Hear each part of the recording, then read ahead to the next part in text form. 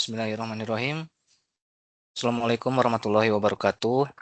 Selamat siang, Bapak dosen, Bapak Caturnugroho Eskom Memkom, dan rekan-rekan sekalian.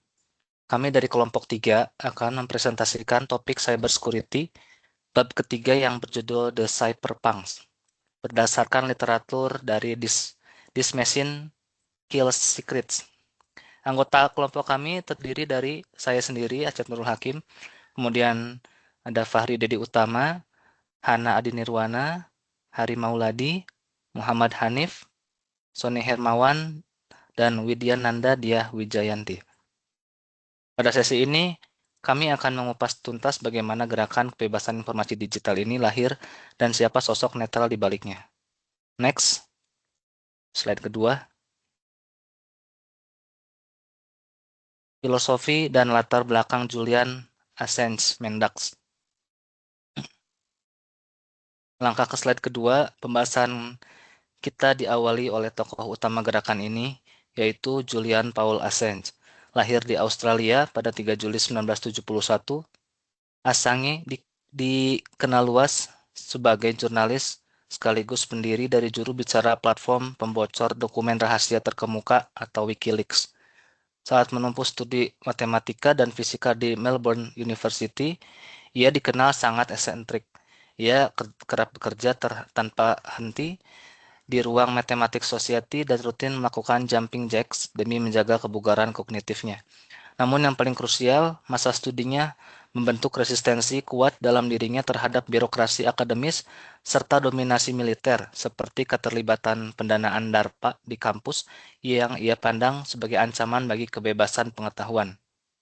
Next, slide berikutnya.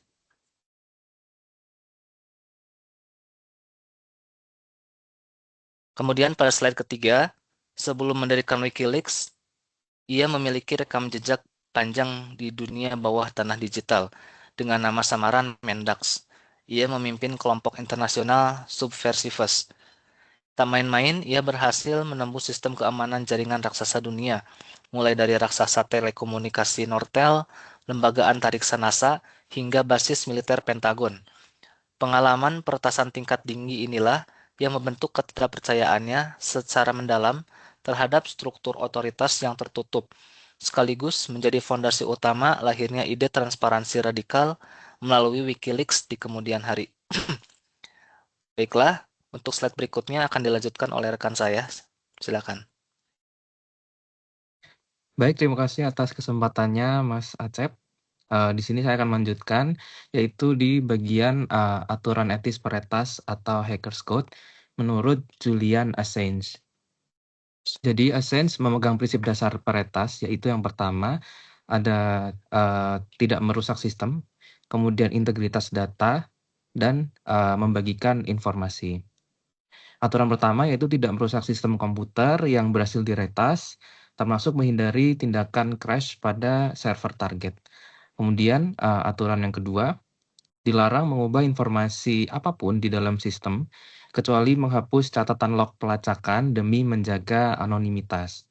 Kemudian aturan ketiga yaitu informasi harus disebarluaskan, karena pengetahuan adalah hak publik untuk menantang monopoli kekuasaan rezim pada timeline saat itu. Next slide. Kemudian ada eksperimen puzzle hunt.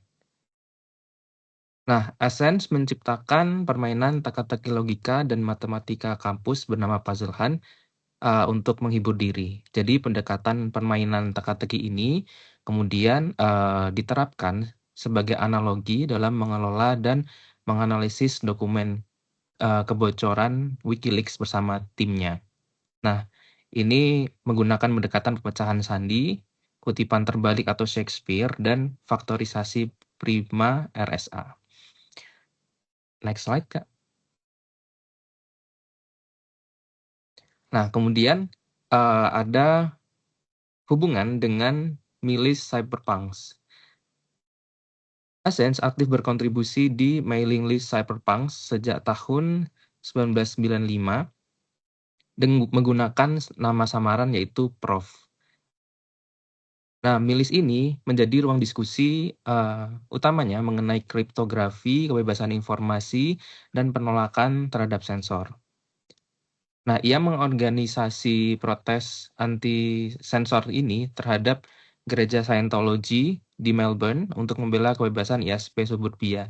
Nah, tentang gereja Scientology ini ada peristiwa itu perselisihan antara peretas atau penyedia layanan anonim dengan gereja Scientology itu jadi salah satu pemicu utama perjuangan anti sensor cyberpunk tersebut.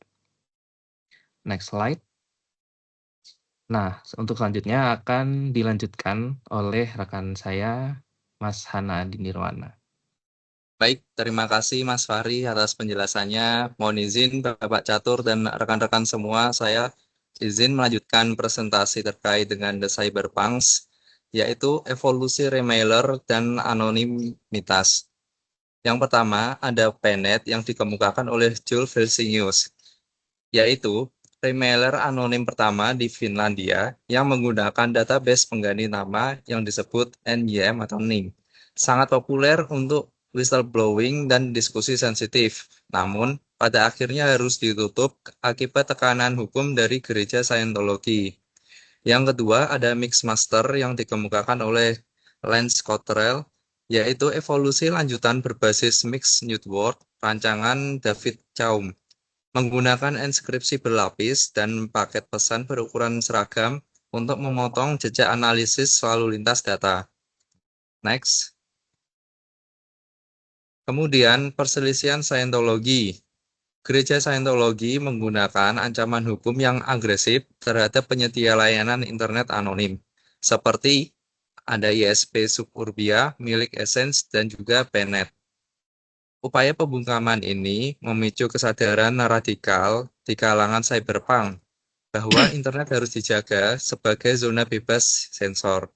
Pengalaman pahit Jules Vilsinius menjadi pelajaran yang sangat berharga bagi Essence tentang bagaimana cara untuk membangun platform anti-sensor yang kebal hukum. Next.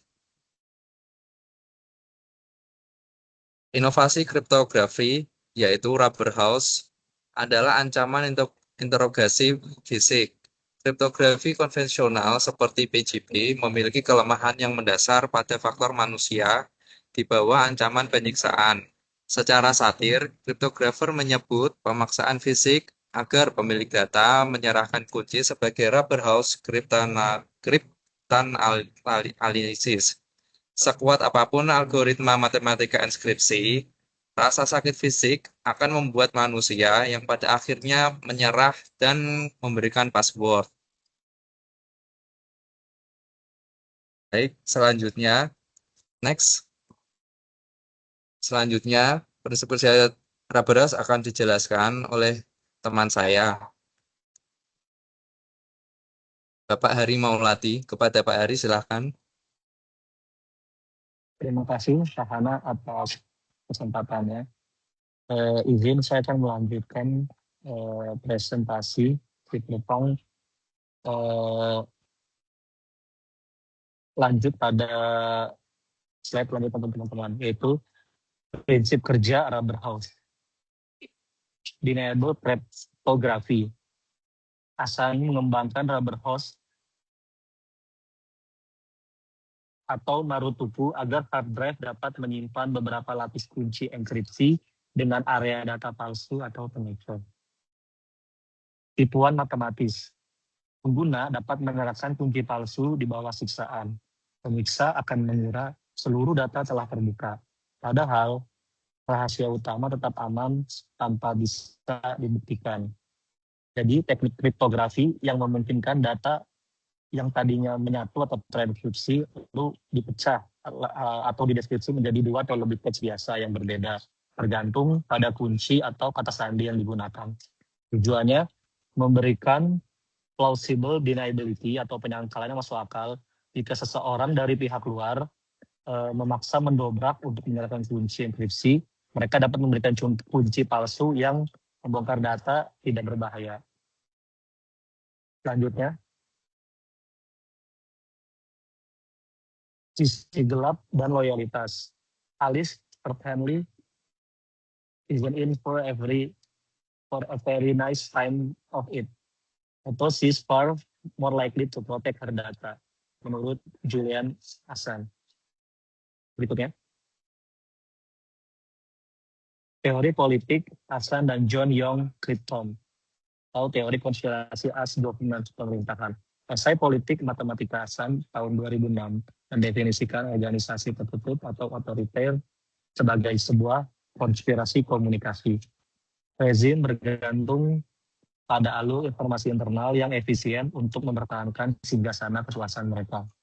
Kebocoran informasi atau leaks adalah senjata strategi untuk memicu gangguan, paranoia, dan kelumpuhan di dalam sistem rezim.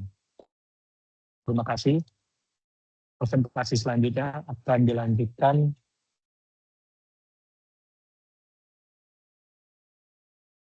oleh teman saya Muhammad Hanif. Terima kasih. Baik, terima kasih. Selanjutnya akan saya lanjutkan ya bagian yaitu pajak kerahasiaan atau teori kognitif security text. Maksud Assange adalah ketika dokumen rahasia bocor secara masif, maka pemimpinan rezim dihanggapi rasa curiga satu sama lain anggotanya, sehingga mereka memperketat dan memotong alur komunikasi internal. Inilah yang disebut pajak kerahasiaan. Pajak kerahasiaan tersebut bukan termasuk materi atau uang, tetapi berujung pada penurunan kapasitas kognitif organisasi secara drastis hingga menurunnya efektivitas sehingga bahkan bisa menyebabkan keruntuhan. Next. Kemudian ini adalah sosok John Young. John Young adalah dianggap Assange sebagai spiritual godfather, di mana John Young mendirikan Cryptome pada tahun 96 yang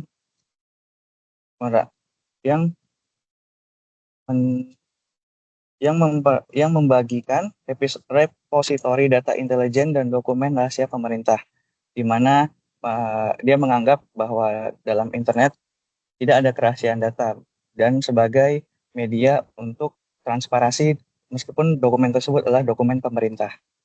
Next. Ini adalah kolaborasi awal Wikileaks dan konflik internal. Assange meminta John Young memegang pendaftaran domain Wikileaks di awal pendiriannya di tahun 2006. Jadi mereka bekerjasama antara John Assange dan John Young. Namun kerjasama ini berumur pendek setelah John Young berselisih paham dengan Assange mengenai rencana penggalangan dana besar-besaran yang berujung pada keluarnya Young dan mempublikasikan email internal mereka. Jadi selanjutnya.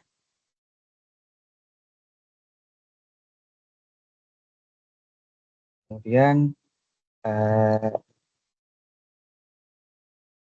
peluncuran Wikileaks pada tahun 2006. Wikileaks diluncurkan sebagai platform whistleblowing global berbasis teknologi enkripsi tingkat lanjut untuk melindungi sumber informasi. Dokumen publikasi pertamanya adalah perintah pembunuh rahasiaan dari pejabat tinggi Somalia yang menggabungkan arsitektur jaringan aman seperti Tor, BGP, dan sistem server terdesentralisasi agar kebal dari sensor penguasa. Bagian selanjutnya akan dilanjutkan oleh rekan saya.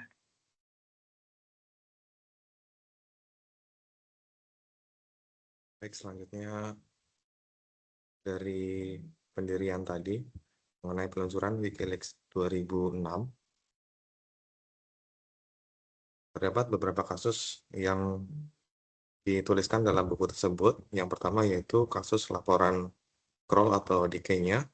Wikileaks membongkar laporan investigasi firma intelijen swasta Kroll terkait penjarahan aset negara oleh rezim keluarga mantan Presiden Kenya Daniel Arap Moi. Laporan ini merinci bagaimana kekayaan negara dialihkan ke rekening-rekening luar negeri di berbagai suaka pajak global. Kemudian dampak dari reaksi politik ini memicu kehebohan terhadap geopolitik dan dinamika pemilihan umum Kenya pada Desember 2007. Dan untuk kasus berikutnya yaitu skandal Bank Julius Baer. Mempublikasikan ribuan halaman dokumen rahasia milik Bank Swiss terkait praktik penghindaran pajak nasabah elit. Kemudian bank melayangkan gugatan hukum agresif dan sempat berhasil menutup domain utama Wikileaks di Amerika Serikat. Kemudian tidak sampai situ, Wikileaks membalas dengan meluncurkan jaringan mirror global, membuktikan ketahanan sistem terhadap sensor hukum konvensional. Pada akhirnya, di kasus ini, Hakim Federal Amerika Serikat menolak permohonan pemblokiran dengan alasan pelanggaran kebebasan berekspresi. Dan kasus selanjutnya akan dilanjutkan oleh rekan saya, Mbak Widyananda. Yang selanjutnya adalah skandal Transfigura dan Islandia. Jadi pada tahun 2009, Wikileaks merilis laporan pembuangan limbah beracun perusahaan multinasional Transfigura di Pantai Gading yang disembunyikan lewat perintah injunksi hukum di Inggris. Draft laporan yang ditulis oleh konsultan ilmiah bernama John Minton itu mengatakan proses kimia yang digunakan Transfigura untuk membersihkan bensin yang dibuang adalah amatiran. Proses itu juga dianggap mungkin akan membiarkan senyawa belerang berbahaya tidak terproses. Dalam laporan dikatakan bahwa senyawa ini dapat menyebabkan luka bakar parah pada kulit dan paru-paru, poro permanen, kerusakan kornea, muntah, dan lain-lain. Selain itu, platform ini juga membongkar krisis finansial internal perbankan Islandia yang memicu kebangkrutan sistem nasional. Dampak-dampak revolusi informasi abad ke-21 yang disebabkan oleh Wikileaks ini ada beberapa, yaitu yang pertama, gerakan cyberpunk dan Wikileaks membuktikan bahwa teknologi enkripsi mampu meratakan keseimbangan kekuasaan antara individu dan negara. Yang kedua, informasi tidak lagi monopoli eksklusif lembaga pemerintah atau institusi tertutup. Dan yang ketiga, ada era baru transparansi radikal telah mengubah cara dunia memandang rahasia kekuasaan selamanya. Selanjutnya,